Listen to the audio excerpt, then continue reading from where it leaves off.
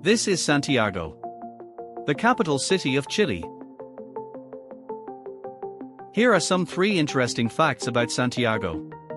1. Santiago was founded on the 12th of February 1541 by the Spanish conquistador Pedro de Valdivia. 2. It is home to the tallest building in South America, the Gran Torre Costanera, a 62-story skyscraper at the heart of the city. And 3. The city is referred to as Santiago de Chile because there are over 400 other places in the world also known as Santiago. Are you planning to visit Santiago in the near future? Why not book a free walking tour with a local guide? This is a fantastic way to explore the city on a budget. It's free to book and there are no cancellation fees in case you decide to cancel your booking. You can find a booking link below on the description section of this video. And if you like the content, feel free to subscribe to our YouTube channel and follow us on TikTok and Pinterest.